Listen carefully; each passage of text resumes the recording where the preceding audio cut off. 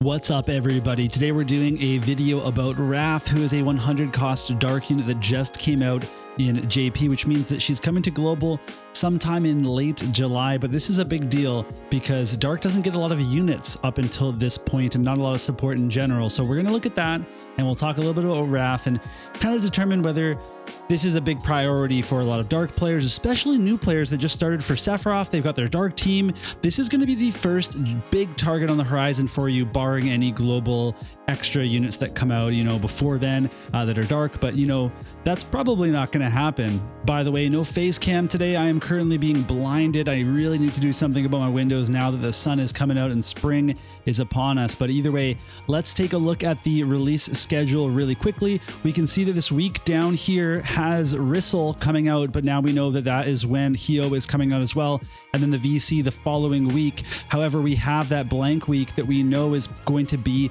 our global exclusive reruns, maybe something new, but maybe not. We don't know yet. And then right after that is Full Metal Alchemist. So we can see not a lot going on for dark. We do see that when we have King Bradley come out, there is a Dark Bahamut, which is a dark and light VC, but also a dark Esper that's going to be quite powerful. So there's a little bit of dark support there, but otherwise nothing really going on. We can keep going past that. There's Reagan, there's Vega, there's Valentine, Miranda, Kefka with the Final Fantasy VI collab, Dialdo, all these units, right? But then we get to the very top. There's Raph. July 26th is when we're predicting for global. So it's going to be a long time until we get her. You have a lot of time to save up. It means that you can actually spend on some of the stuff in the meantime if you want. Maybe you have a second element that you like or characters that you like.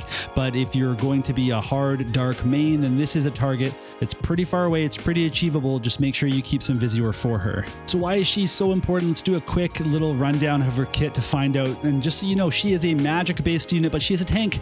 She is a magic damage dealer that also tanks. That's a pretty good combination, just like the Dialdo that just came out in JP as well. So she's a mace user. She gets Scholar Spellblade subjobs. She's 100 cost hat cloth accessory, and she gets the innate hate that we love to see. Sorry, I highlighted the wrong thing.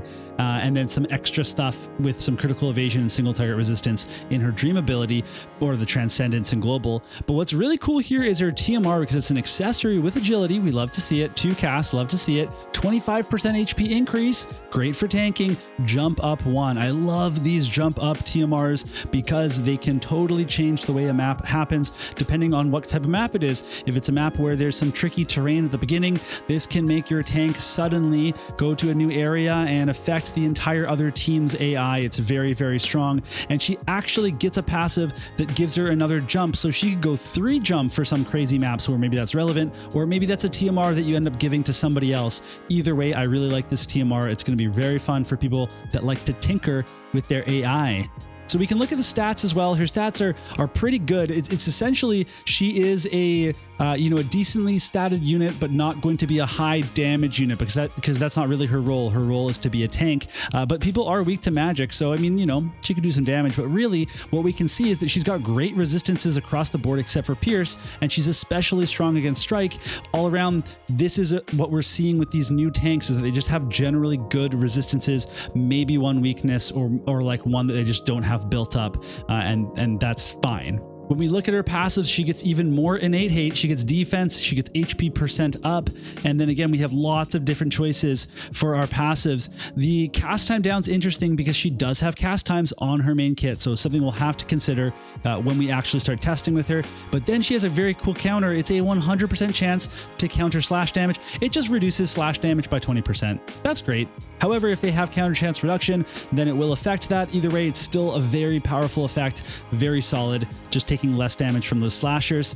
We can see that she gets some utility on her kit as well. So there's a decreased healing power down. We love to see that. A full break. So a full break from Final Fantasy Brave Exvius, where you can break the stats of defense, spirit, attack, and magic all with a single attack. It's a chaining attack. It's a big AoE, and there's no cast time. So this is very, very strong. She can dispel shell. She can ignore courage. And she even has a skill down here that's a 100% hit with a dark imperil. So much support for your dark team. It's so good. and also PvE support as well. And then if you're wondering about her TP buffs, well, we've got that 50% heal, we've got debuff resistance, which you can build off of, and then a cast time, which is the immortal wall, gives you light resist, dark resist, damage barrier, and then re-raise.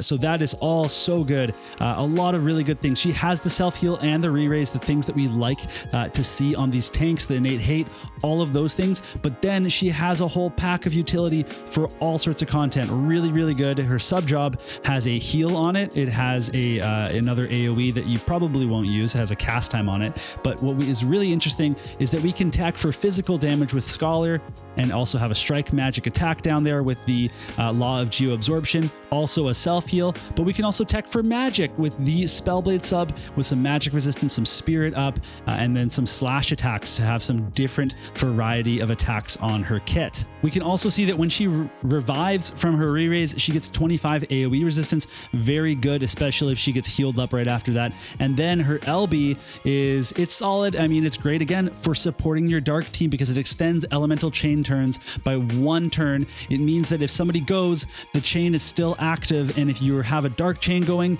you can seriously do some big damage to people if Raph is able to put this on them. So just a final look at her stats here. We can see good HP value, almost 6,000. Her AP is really impressive. So a tank that starts with 100 AP can start using all those support skills immediately. Love to see that. A good amount of defense here, a little bit of spirit, of course, low magic stat, but again, that's okay. And her agility is also pretty low, but has the agility passive. It looks like her accuracy is going to be quite bad. She has the 100% hit. It's not the worst thing in the world because she's still a tank that can do a lot of things, and she can still break people's stats with her full break. So I think overall what we're looking at here is a very, very strong tank, and it's someone that's going to really change the way that you can play with dark teams, which we've been waiting for a long time. So that's it. Not a terribly in-depth breakdown, just an overview of her kit, letting you know that she's coming. New players, if you are interested in dark, then this is a target to save for, and of course experienced players are going to be having their eye out on her as well. But I seriously recommend that you keep an eye and don't let your Vizier get too low close to July, because that is when she's going to be coming out. It's going to be an easy pickup for a lot of people to complete their dark team, and in the meantime, new players, you have so much time to get all of your units up to 120, up to 140, whatever it is, so that when she comes out, all of a sudden you're going to be a tour de force. How about that? All right, that's going to be it for this video. Thank you so much for watching, and we'll see you all soon in another video.